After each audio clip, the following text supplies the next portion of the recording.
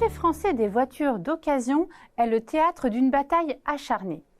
Malgré une rechute après une période euphorique, il attire toujours davantage de professionnels aux profils variés. Constructeurs, concessionnaires, marchands spécialisés, loueurs, annonceurs, agences automobiles, enchéristes ou reconditionneurs.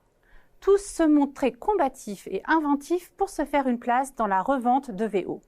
Ce sont quelques-uns des grands constats de la dernière étude Xerfi-Precepta sur ce marché.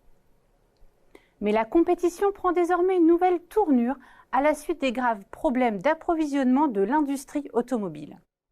La pénurie d'offres de VO récentes liées aux perturbations dans le neuf s'accentue alors que le segment représente le plus gros de la valeur du marché.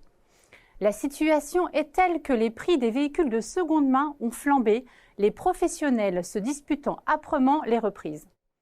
Négociants historiques et concessionnaires voient ainsi leurs canaux traditionnels de sourcing concurrencés par des étoiles montantes comme Aramis et Auto1, très offensifs sur le plan commercial et digital et en quête d'une plus forte rentabilité. Dans ce contexte, quelles perspectives de rebond se dessinent pour le marché ?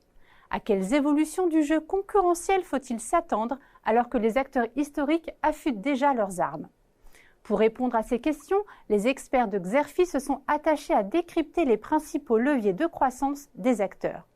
Parmi ceux-ci, nous pouvons citer le sourcing et son caractère de plus en plus stratégique avec l'intensification de la concurrence sur le marché des reprises. Deuxième axe, l'industrialisation du reconditionnement et le changement d'échelle du remarketing, à l'exemple de l'offensive de Stellantis dans ce domaine. Autre axe, la digitalisation du commerce des VO via l'approche Figital et le développement de la vente 100% en ligne. Les acteurs du marché développent aussi de nouveaux modes de commercialisation avec la LOA, la LLD et les offres d'abonnement pour les VO. Dernier axe étudié dans l'étude, l'amélioration de la qualité de l'offre de VO et les investissements autour de la notoriété des enseignes.